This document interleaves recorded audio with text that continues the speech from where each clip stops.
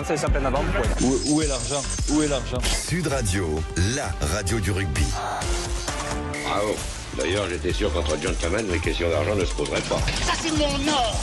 Et mon or, c'est mon argent. Voilà. Donner de l'argent à un paresseux, c'est donner de l'absinthe à un alcoolique. Vous êtes sur Sud Radio, sur la radio du rugby, et on va parler de la Coupe d'Europe de rugby. Enfin, on n'a plus le droit de dire Coupe d'Europe, Philippe Spanghero. Bonsoir déjà. Bonsoir messieurs. Et non, c'est la Champions Cup dont on va parler. Bah oui, Coupe d'Europe, parce que à la base, c'est une histoire d'amour quand même entre la France et la Coupe d'Europe. C'est un prestige, c'est un sas entre le top 14 et le niveau international. Sauf que entre la Coupe d'Europe et le rugby français, on est passé du prestige au désamour, Philippe Spanghero, en très peu de temps. Puisque depuis l'arrivée des franchises sud-africaines et des changements de formule, le rugby français semble, j'ai l'impression, Philippe, avoir d'abord été intéressé par cette nouveauté des franchises sud-africaines, puis interrogatif, puis sceptique, dubitatif, et maintenant, il semble tout simplement perdre foi dans ce monument qui est la Coupe d'Europe. Quel fut l'élément déclencheur de ce désamour et est-ce que tu constates la même chose? On ne peut que le constater, bien sûr, parce qu'il y a d'abord des mots, ceux des grands joueurs du rugby français qui regrettent cette compétition et qui disent clairement qu'elle les fait moins rêver qu'à une époque. Et puis vous avez aussi les actes. Et les actes, c'est les équipes qui galvaudent cette compétition et la question, c'est de savoir si on peut leur en vouloir ou pas. Et on voit des grandes équipes du rugby français qui ont eu une histoire très particulière avec cette compétition. Je pense à Clermont, je pense à La Rochelle récemment, qui peuvent tout simplement pas la jouer complètement parce que l'enjeu est trop fort sur le top 14. Il y a cet enjeu de performance sur le top 14 qui financièrement a un impact beaucoup plus fort pour elles. Et c'est des arbitrages à prendre.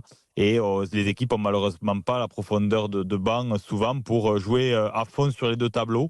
Et donc, on revient toujours à une question qui est la dimension financière. On en parlera un peu plus en détail tout à l'heure pour expliquer comment fonctionne le budget de l'EPCR et comment il ruisselle sur le rugby français. Mais en tous les cas, cette compétition, même si on reviendra sur ces bons chiffres d'audience et d'affluence dans les stades, elle est quand même, du point de vue du rugby français, un peu sur la ligne de crête. Ouais, effectivement, et justement, bon, on évoquera tous les volets financiers, mais la première chose, quand même, Philippe Spanghero, on sent que les changements de formule récents ont amené une sorte de confusion un peu inutile, ont perdu la visibilité du suiveur occasionnel aussi, parce que nous avons un point de vue forcément je vais pas dire expert, mais en tout cas, on suit énormément le rugby et le rugby français et la compétition. Mais pour quelqu'un qui est plus occasionnel, chaque année, c'est presque une nouvelle compétition. C'est difficile à suivre. Alors, c'est très difficile en termes de formule. Sincèrement, il y en a beaucoup qui ont été testés ces dernières saisons avec plus ou moins de succès. On a du mal à trouver le bon modèle. L'avenir de cette compétition, il passe pour moi par le succès ou pas de cette Coupe du Monde des clubs. Parce que dans la structuration de son modèle économique et dans sa lisibilité, on aura quelque chose qui est amené à pas trop bouger, j'espère. Donc ça, c'est le premier point. Et le deuxième point, en effet, c'est l'arrivée des clubs sud-africains pour les joueurs, les gens qui suivent un peu moins cette compétition, qui historiquement dans leur tête est la Coupe d'Europe, voir le rugby sud-africain y débarquer. Dans le verbatim, c'est pas forcément facile à expliquer. Et donc, il y a beaucoup de sujets de communication et de positionnement clair à adopter. La structure de l'EPCR, elle a perdu du crédit aux yeux du rugby français déjà pendant le Covid, avec tout un tas de règles et d'arbitrages sportifs qui ont un peu desservi le rugby français et qui n'ont pas été très bien expliqués. Donc, si je dois dater un peu le désamour du rugby français, ils viennent de là. Ouais, tu vois, je faisais un peu le même constat, pour être honnête, Philippe. Et on va parler un petit peu du point de vue sportif. Je le disais, longtemps, on a considéré, c'est peut-être d'ailleurs toujours le cas pour toi, Philippe. Je ne sais pas, je t'ai pas consulté parce que je voulais qu'on ait une discussion franche et non préparée sur ça. Mais d'un point de vue sportif, est-ce que tu estimes que la Champions Cup constitue toujours un sas entre le top 14 et le niveau international? Et selon toi, selon tes informations, est-ce que tu estimes que les entraîneurs la traitent toujours de cette manière, Philippe?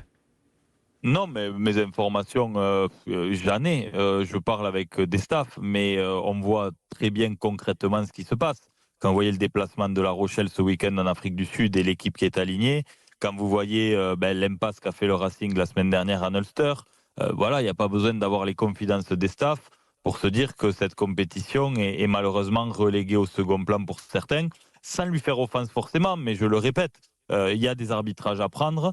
On reviendra tout à l'heure sur l'impact économique de cette compétition sur le rugby français et c'est quand même très intéressant et assez significatif. Donc, bien sûr que le constat, je fais le même que toi. Le problème, c'est que cette compétition, si on se réfère aux grandes compétitions internationales dans les autres sports majeurs, il faut vraiment de la compétitivité et de l'incertitude en poule. Et ça a été le cas à une époque dans cette compétition, et c'est plus le cas aujourd'hui. Et c'est une compétition qui démarre aux phases finales et encore au quart, voire aux demi-finales, où là vraiment on retrouve ce sas dont tu parlais tout à l'heure entre le niveau national et le haut niveau international. Et ça, c'est pas possible. Et ça correspond Donc, totalement à ce que tu dis, Philippe. Tu parles de quart de finale, grosso modo. C'est-à-dire qu'on part de 24 clubs à la base, et au final, il y en a 8 qui jouent à peu près la compétition, en tout cas qui se donnent les moyens de la jouer. C'est-à-dire qu'il y a un tiers des clubs qui la jouent pour la gagner, et encore, je trouve qu'on est généreux sur 8 oui, clubs. on est très généreux, mais de toute façon, on le disait, ces dernières saisons, c'est le rugby français qui a trusté les titres. Bon, il semble que le rugby anglais se refasse une santé. Les provinces irlandaises sont toujours au rendez-vous, mais tous ces pays ont des enjeux très différents avec cette compétition. Le rugby français est le rugby qui a l'économie de club la plus importante au monde. Donc, quand on regarde ce qui se passe aujourd'hui, des clubs qui ont un affect avec cette compétition et qui ont la capacité et la profondeur de banc pour le jouer, vous avez bien sûr le Stade Toulousain, vous avez l'UBB qui a un titre à défendre et qui a renforcé sa profondeur de banc. Et puis, on s'est posé la question ces dernières semaines lors de nos émissions avec Jean Balissal notamment. On pense que Toulon a les moyens et l'ambition de la jouer. Même si le démarrage n'a pas forcément été extraordinaire du côté du RCT. Donc voilà, c'est trop peu. C'est trop peu alors que c'est le rugby français par son niveau moyen aujourd'hui devrait tirer aussi cette compétition par le haut. Ah, tout à fait. Alors, on va, avant d'aller sur le plan économique, je veux d'abord qu'on aille sur le plan écologique. Comment le PCR, l'organe européen du rugby, arrive à défendre cette compétition sur le plan écologique et notamment sur les déplacements à l'autre bout du monde, en Afrique du Sud. Un exemple tout simple, il y avait Bayonne Stormers la semaine dernière, donc à Bayonne, et donc là on a un La Rochelle. On a un Stormers La Rochelle, non pas au Cap, qui est le fief des Stormers, mais à Port-Élisabeth, parce qu'il y a du Monster Truck dans le stade, c'est même pas une blague, dans le stade du Cap. Ce qui fait que donc on va jouer à 700 km du Cap pour La Rochelle, alors que les deux équipes étaient à 300 km l'une de l'autre. Sur le plan écologique, comment on peut défendre déjà la formule, et puis ces ajustements qui ne sont pas faits au fait en finale? Ça, c'est un peu délicat parce que il faut avoir une vision globale du sujet. Nous, on voit ça depuis la France en se disant on envoie des clubs français en Afrique du Sud, c'est une aberration, alors que les Sud-Africains étaient à quelques centaines de kilomètres la semaine d'avant. Mais si on se réfère à l'échelle du monde du rugby et qu'on part de ce qui se passe pour les Sud-Africains, à l'époque, les Sud-Africains, ils partaient un week-end jouer en Argentine, ils refaisaient un stop en Afrique du Sud, ils repartaient en Australie ou en Nouvelle-Zélande. Là, c'était une catastrophe écologique. Aujourd'hui, si on regarde l'impact global entre les déplacements que doivent faire des clubs européens en Afrique du Sud et les Sud-Africains qui doivent venir en France, si on globalise tout ça, l'impact écologique, il est meilleur que celui qui était celui des Sud-Africains à l'époque, de façon globale. Donc ça, pour le coup, c'est plutôt un faux débat et je sais qu'il y a un gros travail qui est entrepris en ce moment à l'EPCR pour, au fil des ans, essayer de gommer au maximum ces contraintes-là, parce que au-delà de l'enjeu économique, il faut quand même parler de la santé des joueurs. Et aujourd'hui, pour des raisons économiques, on fait voyager les joueurs dans des conditions qui sont pas forcément très bonnes en termes de durée sur place et en termes de conditions de voyage. Et donc, ça rajoute à la fatigue accumulée de ces saisons à rallonge. Donc il y a quand même des vraies problématiques globales que le PCR a de toute façon sur la table et je sais qu'elle ne se défausse pas de ça et qu'elle sait que ça fait partie des enjeux majeurs si elle veut asseoir sa compétition, il faudra répondre à ces questions.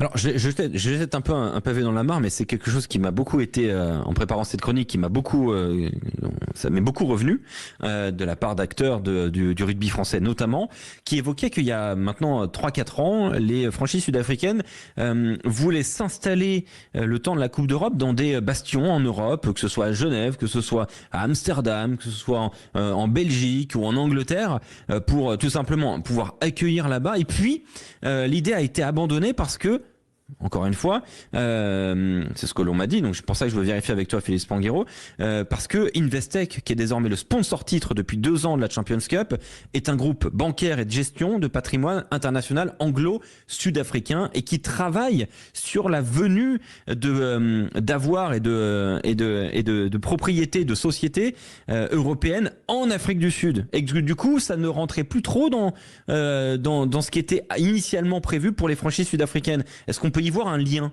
ou est-ce que c'est totalement rumeur et fabulation? Honnêtement, on peut peut-être y voir un lien parce que Investec, c'est le sponsor majeur et on reviendra tout à l'heure sur l'économie globale de l'EPCR. Et en effet, le sponsoring est un enjeu majeur, un peu en dessous des revenus télé, des droits. Mais on peut y voir en effet un lien. Il y avait eu des discussions amorcées à Genève à l'époque, puisque j'y avais pris part. Il y avait un intérêt de l'EPCR, c'est pas allé au bout pour diverses raisons. Ce qui est intéressant quand même pour la compétition, c'est que le rugby sud-africain est beaucoup moins dépendant des recettes jours de match que nous.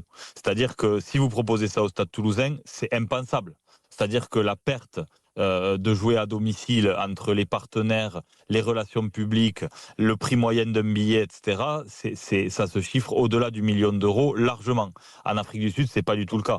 Vous avez des stades qui font pas du tout le plein, un prix de billet moyen qui est très très faible, des hospitalités en comparaison, les meilleures hospitalités d'un stade sud-africain, c'est l'équivalent de 80 euros, 75-80 euros la place en loge. Quand dans n'importe quel stade de France, c'est aux alentours de 200-250 euros hors taxe. Ah Donc ouais. vous voyez quand même l'écart. Donc ça ouvre une voie. Ça ouvre une voie parce que dans l'économie du rugby sud-africain, c'est moins prégnant pour eux de jouer à Genève ou à Bruxelles que de jouer chez eux. Donc en tous les cas, c'est un des axes de réflexion. Donc, on est rentré sur le plan économique et ce sera le dernier volet de cette chronique. Félix Spanghero, quelle est la situation actuelle? Parce que il y a des détracteurs, il y a beaucoup de détracteurs en France de cette Coupe d'Europe, mais pas qu'en France, hein. Dans d'autres pays aussi, on voit quand même que les Irlandais et certains clubs du RC commencent à un petit peu moins la jouer. Est-ce que avec tous ces détracteurs, sur le plan économique et financier, quelle est la situation actuelle de cette compétition? Est-elle viable? Ben alors oui, elle est viable parce que ce qui est un peu antinomique avec ce qu'on vient de se dire avant, c'est que les chiffres parlent quand même pour l'organisateur. Vous avez 1,5 million de spectateurs cumulés dans les stades tout au long de la compétition, ce qui est énorme. La mise en vente des billets pour les finales à Bilbao a été réalisée il y a quelques semaines. Il y a déjà 60% de la billetterie entre billetterie particulière et hospitalité qui a été vendue. Il y a un appel d'offres qui est réalisé tous les ans. Et le PCR a reçu 13 candidatures de villes qui voulaient accueillir cet événement parce que les retombées économiques dans la ville autour de cet événement sont très importantes. Et donc, c'est pour ça qu'ils ont décidé tout de suite de donner Bilbao et aussi Lyon pour l'édition 2027. Donc, ça, c'est un revenu important du côté de l'EPCR. Les droits télé restent importants. C'est 60% du budget global de l'organisateur. Et donc, même si en valeur absolue, en pourcentage, ils évoluent moins vite que le reste des recettes, billetterie, accueil des collectivités, etc., ça reste un socle important. L'enjeu, c'est qu'ils ont eu la chance de signer quelques droits longs, notamment en France jusqu'en 2030, mais dans les pays anglo-saxons, qui est un gros marché, les droits s'arrêtent en 2026 et 2027. Là, il va falloir quand même qu'ils donnent des garanties sur la formule, parce que sinon, le risque, c'est que les droits télé baissent. Et si les droits télé baissent, ça remet en question toute l'économie de l'EPCR aujourd'hui.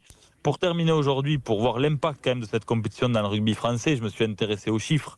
La Ligue nationale de rugby, cette année, prévoit un budget de 180 millions d'euros. L'impact de l'EPCR là-dedans, c'est 10 millions. 10 millions sur 180 millions. Et avec ces 10 millions, la Ligue nationale doit reverser à tous les clubs qui y participent. Est-ce que vous vous rendez compte Mais attends, donc sur 8 clubs, pourcentage. donc ça fait 1,2 million par club, quoi. Même pas. 1,1 million 150 par club. Parce que les clés de répartition sont très compliquées, c'est au succès en fonction des phases finales, etc. Mais des clubs qui ne la jouent pas et qui sortent pas des poules, ils ont 300-400 000 euros de revenus. Donc dans des clubs où vous faites moins de recettes et moins de... Et par contre, ça peut te flinguer ta saison en top 14, quoi. Et ça peut te flinguer ta saison en top 14 si tu la joues complètement et que tu pètes des joueurs et que tu loupes le top 6. Voilà. Donc c'est ça la problématique. D'où le désamour. principale. Mais désamour forcément. Et donc pour moi, le vrai enjeu, c'est cette Coupe du Monde des clubs qui doit éventuellement permettre à l'EPCR de franchir un vrai step en termes d'économie pour que ça ruisselle très différemment dans le rugby français.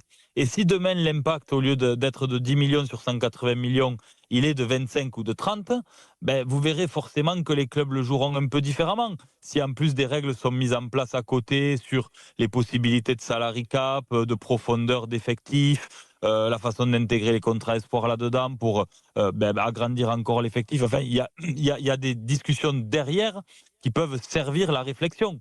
Mais en tous les cas, à ce stade, on peut malheureusement pas beaucoup en vouloir au club français qui la sacrifie, sans le dire. Merci beaucoup Philippe Spanghero. Le rugby français et la Coupe d'Europe, du prestige au désamour, eh bien c'était passionnant. Alors oui, c'est pas super rassurant pour notre relation à la Coupe d'Europe et on vous comptera évidemment tous les faits durant tout le week-end. On restera là parce que nous, Sud Radio, on sera toujours là pour être au soutien du rugby français, toujours. Donc on y mettra toujours la même implication, mais comprenez bien ce qui est en train de se passer au sein du rugby européen, notamment sur le terrain des clubs. Merci Philippe. Encore une fois, une excellente chronique. Et c'est un plaisir de pouvoir accorder autant de temps pour évoquer ce sujet qui est très important et qui va devenir de plus en plus récurrent.